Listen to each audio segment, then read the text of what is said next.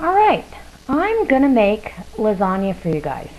Now, I'm keeping with my wild game theme, and I'm going to do it with elk, but you could do it with ground beef, you could do it with Italian sausage, you could do it with almost anything you got, chicken, turkey, doesn't matter. This recipe is pretty versatile. So, back here, I try to get everything prepped. Back here I have my spices that are going to go in with the meat. I've got fennel seed, rosemary, black pepper, kosher salt, parsley, thyme, and Italian seasoning. And there's about a half a tablespoon of a couple of these, a tablespoon of a couple more, and this has got 2 tablespoons of Italian seasoning. That's all going to go in to season that meat. I've got cremini mushrooms, fresh basil, and garlic back here. I've got my mozzarella and a huge onion all chopped up and ready to go. So what I'm going to do is I'm going to get you set up here right in front of my electric skillet, and I'm going to add some garlic infused olive oil, because remember, the elk's really lean and it doesn't hold any fat, so I want this to be a really meaty sauce. So I've got a pound here, and let me turn that up. It should be hot already.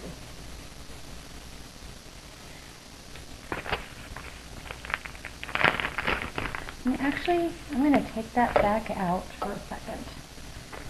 I hate that when I do that.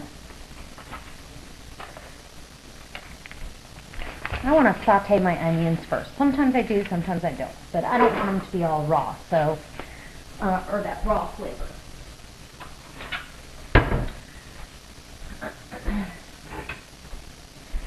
So I've got my onions that are going to, kind of break down a little bit and become translucent. And I've turned this, it'll heat up pretty fast. I've got it turned up now to about 350. So we'll get cooking on that. I'm going to put my mushrooms in next, get those broken down, and then we'll go with the meat and put the meat in there. Let me get back to you when I've got a little more work on these onions, and I'll be right back.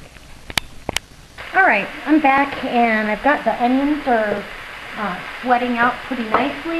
Got the mushrooms in here with them, and I'm going to add my meat in at this point, and my garlic, because now I know it won't burn. I don't like burnt garlic. That was 2 tablespoons of garlic, and I took a hand from the grocery store and got it already minced for me. Now, I'll go ahead and add my meat in. I've got 1 pound of elk meat right here. See how nice and lean that is? Just beautiful. And then about another pound, maybe a pound and a third. I get kind of generous on how much meat I put in these freezer bags. And when I freeze stuff, I always freeze it in the freezer bag and butcher paper. Now you're probably looking at this and going, my gosh, that's going to be a lot of lasagna. But I'm of the belief that if I'm going to make it, I might as well do a bunch, because it's just as much work to do a little as it is to do a lot. And I don't have a whole lot of time, extra time on my hands, so I definitely take advantage of what time I do have. So I'd be in front of this skillet just about as long as I would if it was half a batch. So, that being said, I'm going to get these spices all on this meat and vegetable mixture and get this browned up, and I'll be back when I'm a little closer to assembling. Okay, as soon as my meat's all browned up, I'll be back. Alright. Okay, finally, this is the time that's the most fun. So, this was the extra sauce that I didn't need, but I am going to use it to lay a foundation down in the pan. just for the first set of pasta noodles to sit on, so it doesn't get all stuck, and you just start that base. So I just cover the bottom with that, and then I'm going to set some noodles down. Some lasagna. Oh, it's been a long time since I've had lasagna. It's kind of a chore, and that's why I do so much at one time, because I don't have that much time available for me to do stuff. And this will feed us for a few nights this week, and I'll have one in the freezer as well. So I set down my bed of pasta.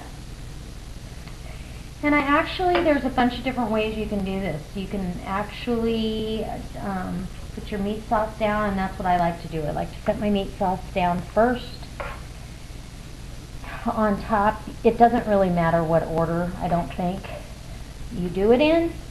I just like to spread it out evenly. And I cook the pasta al dente because you're going to have the sauce that's, kind of watery, not watery, but it will absorb the rest of this. So, at this point, I'm going to set some mozzarella down. Okay, oh, cheesy goodness. And these are big giant pieces. So I layer the mozzarella on there, and so everybody gets a bite of that gooey, stringy cheese when we cut into it. And then we're going to do pasta again. I think the worst thing about lasagna is I haven't got a pan, I guess it's the pan, that cooks it perfectly. And so some pieces get broken along the way, and it's disappointing. But, oh, almost dropped you right off the counter. Wouldn't that have been terrible? Okay. So, get the rest of this. Yeah, some of these stuck together, which I don't know why that happened. I mean, I actually even put some oil in there in the water so it wouldn't boil over while I was busy, because that's another famous trick of mine. I don't know about you guys, but I like to boil over pasta water quite frequently. So I just get another layer down. It really doesn't matter. And then I'm going to come in and put my ricotta cheese mixture. And this one is a little trickier to get on there, but we will manage. Let me spread that out. Doesn't have to be thick, because it's pretty rich with the Parmesan and the cheese, cottage cheese, and the egg. It's going to bind up a little bit, and it'll hold up to the cooking. And yeah. Sometimes I'll even make little individual lasagnas. If you've seen the little loaf pans we use around the holidays for sweetbreads and stuff, I'll even put lasagna in that. That's always fun too. And then we're back to the pasta. Let's see if we can find some pieces that aren't broken.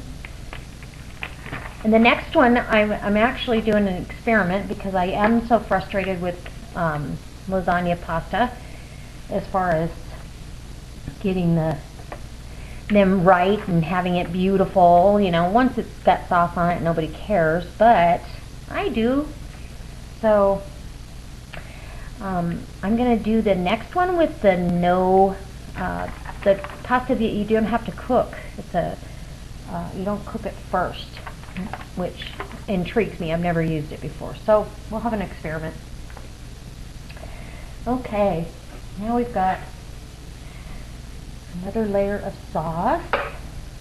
Oh, yummy! This will probably make 3 lasagnas, I'm thinking, which is fabulous. I mean, how nice is that? Who doesn't like to have lasagna in the freezer ready to go? Somebody comes over, we've got surprise company, I don't know what to do, or I don't have time to make dinner. My goodness, just thaw it out. And you've got this really nice home-cooked meal already done, and really pretty reasonable. So this mozzarella goes on top of this, so when it cooks, it's going to melt down into the lasagna and be all yummy and melty.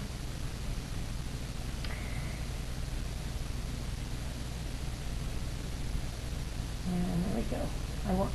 I don't like empty acreage on my lasagna. So that's how I assemble it. And I will show you after I bake one off. And I'm going to finish doing these. I probably have 2 more to do anyway. Hopefully I have enough pasta. Okay. Thanks, YouTube. I'll be back. You know, I thought I'd show you these no-bake noodles. What do they call them? They call them oven ready. You don't cook them first. You just put them in the oven. So I would imagine you want your sauce just a little bit more wet than normal so they can cook. And they're corrugated, like a corrugated roof. I don't know that I did.